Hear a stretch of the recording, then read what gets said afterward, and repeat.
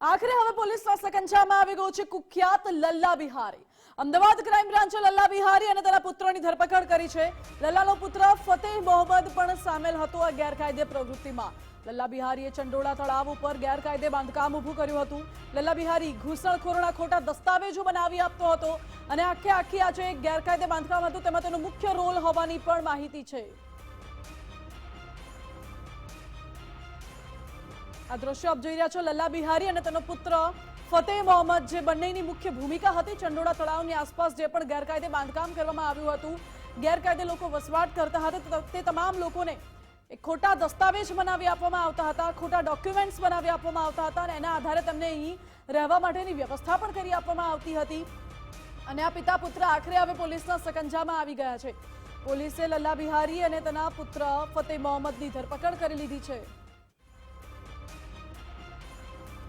મારી સાથે વધુ વિગતો સાથે જોડાઈ ગયા છે સંવાદદાતા અર્પિત દરજી।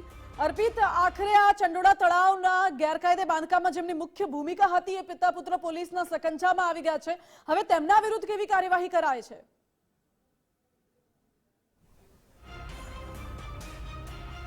પાછલા કેટલાક સમયથી લલ્લા અને તેનો પુત્ર આખા વિસ્તારમાં ચંડોળા તળાવની આસપાસના વિસ્તારમાં પોતાનું સામ્રાજ્ય જમાવીને બેઠા હતા। જે લોકો ઇલીગલી અહીંયા આવતા હોય, ખાસ તો ઘૂસણખોરો, સાથે સાથે અન્ય રાજ્યમાંથી જેટલા લોકો અહીંયા આવતા હોય એમને અહીં આશરો આપવામાં આવતો હતો અને એમની મુખ્ય ભૂમિકા હતી। ભૂતકાળમાં ગુનાહિત ઇતિહાસ ધરાવે છે અને ગઈકાલે જ્યારે પોલીસ કમિશનર આ વિસ્તારમાં પહોંચ્યા હતા, લલ્લા બિહારીના બંગલો જ્યારે એને આખું આલીશાન એક રિસોર્ટ ટાઈપનું બાંધકામ જોયું હતું ત્યારે તેઓ પણ આશ્ચર્યમાં પડી ગયા હતા। ત્યારથી જ એ વાત નક્કી હતી કે કંઈક થવા જઈ રહ્યું છે અને આજે જ્યારે ડિમોલેશનની શરૂઆત કરવામાં આવી હતી ત્યારે સૌથી પહેલું બુલડોઝર લલ્લા બિહારીનું જે રિસોર્ટ ટાઈપ આખું ઇન્ફ્રાસ્ટ્રક્ચર ઊભું કરવામાં આવ્યું છે ત્યાં પહેલું બુલડોઝર ચાલ્યું હતું। એ પછી અલગ અલગ અહીંયા જે નિર્ધારિત વિસ્તારોમાં બુલડોઝર ચલાવવાની કામગીરી હાથ ધરવામાં આવી હતી, એ પણ હાલ યથાવત છે। ધરપકડ બાદ બંનેની સઘન પૂછપરછ પણ કરવામાં આવશે, કેમ કે બંનેની શંકાસ્પદ ભૂમિકા રહેલી છે।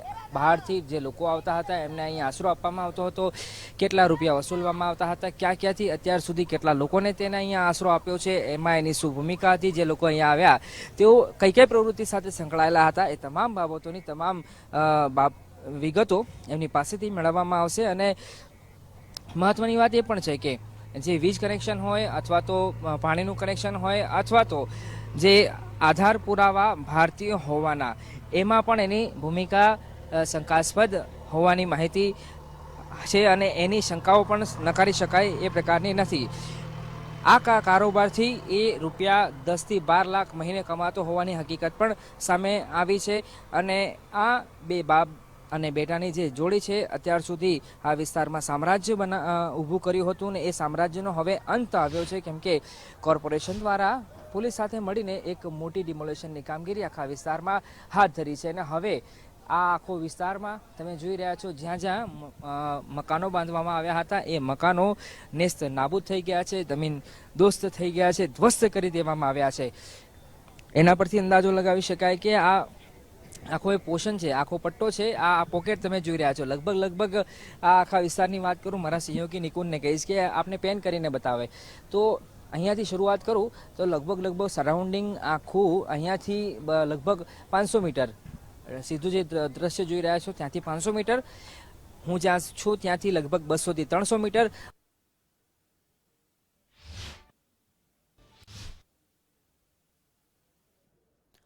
અને આ દ્રશ્યો આપે જોયા જ્યાં લલ્લા બિહારી ઉર્ફે મહેમૂદ પઠાણની ધરપકડ કરાઈ આવ્યા હતા અને હવે બાંધકામ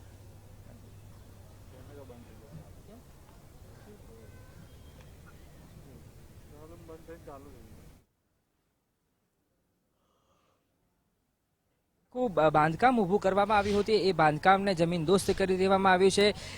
શરૂઆતમાં એટલે કે સવારના સમયે પોલીસ અહીંયા આ વિસ્તારમાં પ્રવેશી હતી અને જેટલા લોકો પોતાના ઘર છોડીને ગયા ન હતા એ તમામને સૂચના આપી દેવામાં આવી હતી કે પોતાનું ઘર તાત્કાલિક છોડી દે, કેમ કે અહીંયા મોટી ડિમોલેશનની કામગીરી કરવાની છે, એ પ્રકારની સૂચના પણ આપી દેવામાં આવી હતી। અને હજુ પણ અન્ય જેટલા બાકી રહેલા મકાનો છે એમને પણ આજે તાત્કાલિક તાબડતોડ તોડવામાં આવે એના માટે જ હજુ વધુ બુલડોઝર અહીં એટલે કે આજે આ વિસ્તાર છે એ સિયાસતનગર વિસ્તારમાં વધુ કેટલાક બુલડોઝર પણ અહીંયા લાવવામાં આવ્યા છે. જ્યાં આગળ થોડી ઘણી કામગીરી ચાલતી હતી એ પૂરી થઈ છે અને ત્યાંની કામગીરી પૂરી થયા પછી આગળનો પટ્ટો જે છે આગળના પટ્ટા પર પણ કેટલા ગેરકાયદેસર બાંધકામ કરવામાં આવ્યા હતા એના પર પણ આ બુલડોઝર ફરવા જઈ રહ્યું છે. અને થોડા સમય પહેલાં ફરી એકવાર અહીં ક્રાઇમ જેસીપી છે એ પણ પહોંચ્યા છે.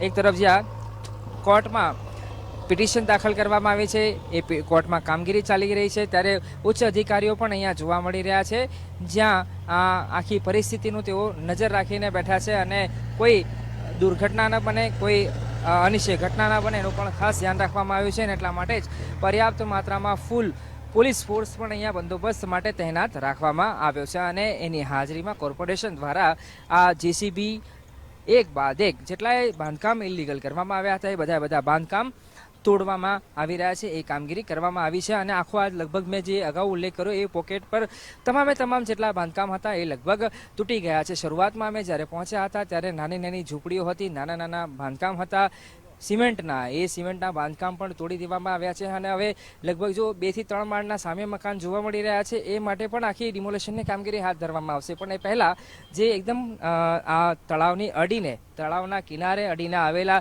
જેટલાય બાંધકામ છે, નાની ઝૂંપડીઓ છે, એ નાની ઝૂંપડીઓને હાલ તો ધ્વસ્ત કરી દેવામાં આવી છે અને થોડા સમયમાં જ જે ધ્વસ્ત થયેલ બાંધકામ છે, કાટમાળ છે, એ કાટમાળને હટાવવાની કામગીરી પણ આજે ને આજે જ હાથ ધરાય એવી શક્યતાઓ જોવા મળી રહી છે.